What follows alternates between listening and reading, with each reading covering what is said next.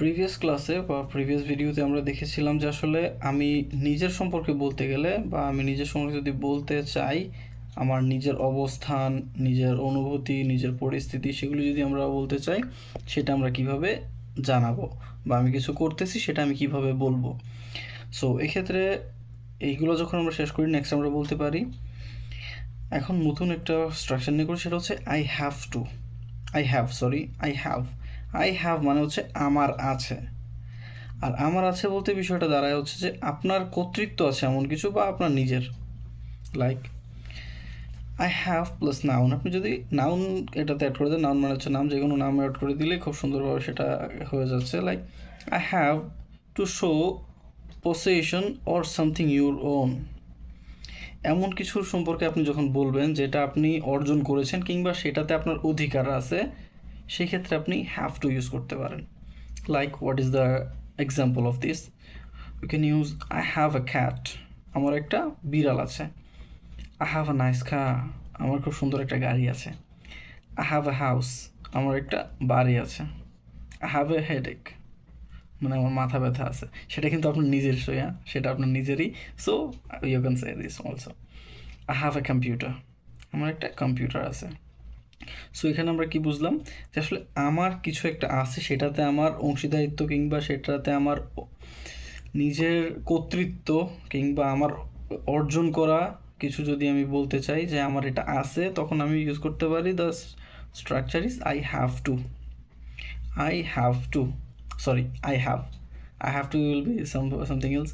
I have plus noun, সেটা হচ্ছে আপনি আই হ্যাভ যখন বলবেন মানে আমার আছে, নাউন মানে যে কোনো কিছুর নাম বসাই দিলেন সেটা আপনার আছে, খালাস।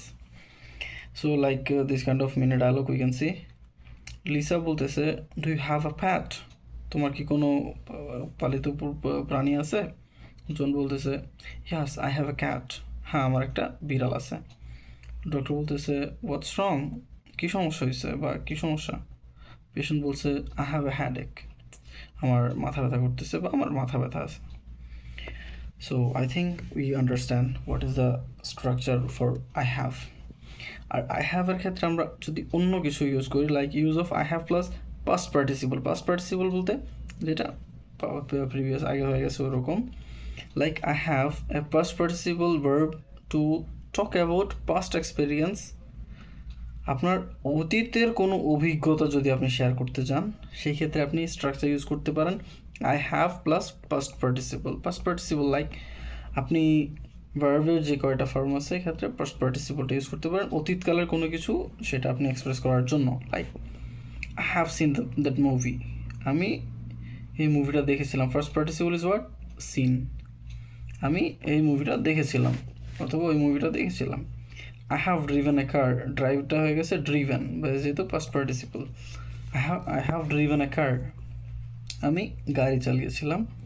আই হ্যাভ ইটেন সুশি, আমি সুশি খেয়েছিলাম। I have written a letter, আমি একটা পত্র লিখেছিলাম। I have flown an airplane, আমি একটা বিমান চালাইছিলাম বা আমি একটা উড়োজাহাজ চালাইছিলাম। সো এক্ষেত্রে আপনি যেটা আপনি করেছিলেন, অতীতে এক্সপিরিয়েন্স করছেন, সেখানে আপনি আই হ্যাভের সাথে যদি শুধু আগের যে স্ট্রাকচারটা ছিল, নাউন ছিল, আই হ্যাভ প্লাস নাউন, এই নাউনটা চেঞ্জ করে যদি আপনি শুধু এটাকে পাস্ট পার্টিসিপল করে দেন, সেটা হয়ে যাচ্ছে আপনার অতীতকালের কোনো অভিজ্ঞতা বা এক্সপিরিয়েন্সের example. So like mini dialogue, tourist, have you ever travel abroad, তুমি কি কখনো দেশের বাইরে ভ্রমণ করেছিলে? ইয়াস, গাইড বলতেছে, yes I have visited my many countries, আমি অনেক দেশ ভ্রমণ করেছি। সারা বলতেছে, have you eaten sushi before, তুমি কি আগে সুশি কখনো খাইছো? Mike, yeah I have eaten sushi many times, আমি অনেকবার সুশি খাইছি। That's not the first time this one. সে ভাবছিল আর কি যে প্রথমবার খাইতেছো নাকি, অথবা আগে খাইছো। সে বলতেছে, yeah I have eaten sushi many times. So next one is I have to plus verb. I have to আমরা কখন ব্যবহার করি? আই হ্যাভের দেখেন এখন তিনটা আমরা অলরেডি পেয়ে গেছি। একটা দিয়ে বোঝাচ্ছে হচ্ছে যেটাতে আপনার অধিকার আছে, patient. I have plus noun, কোনো কিছু একটা নাম লেগে আপনি আই হ্যাভ বলে দিলেন, কোনো কিছু একটা নাম বলে দিলেন, দ্যাটস ইয়োর ওয়ান, সেটা আপনার। আপনি আগে কোনো কিছু একটা করছেন, আপনি যে এক্সপিরিয়েন্সটা করছেন, আপনি গাড়ি চালাইছেন, আপনি খাইছেন, আপনি ঘুমাইছেন, আপনি কোথাও গিয়ে আসছিলেন, সো এই ক্ষেত্রে আপনি I have plus past participle use করে দিলে সেটা হয়ে যাচ্ছে। Next one is I have two. I have to express agency or responsibility or obligation.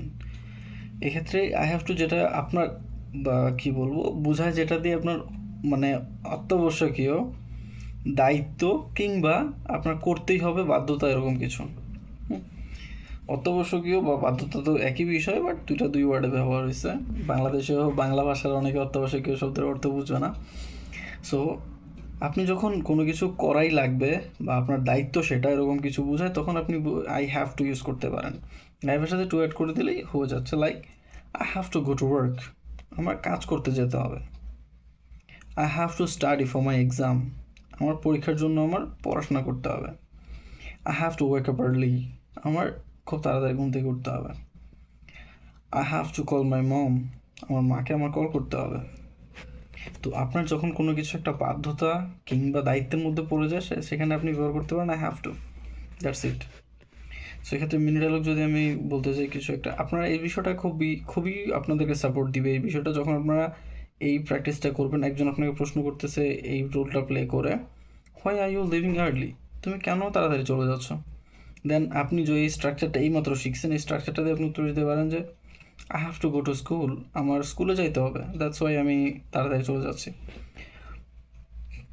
আবার সে রোলটা প্লে করতেছে, why are you looking late, sorry why are you walking late, তুমি কেন দেরি করে কাজ করতেছো? Employee side, I have to finish my report, আমাকে আমার রিপোর্ট শেষ করতে হবে। মানে এখানে তো বস জিজ্ঞেস করতেছে যে তুমি এত দেরি করে কেন কাজ করতেছো, তার রিপ্লাই বলতেছে I have to finish my report. So এখানে দেখেন প্রত্যেকটা কিন্তু আপনি এইমাত্র যেটা শিখে আসছেন এই স্ট্রাকচারটা দিয়ে আপনি অ্যান্সারগুলো করতে পারতেছেন।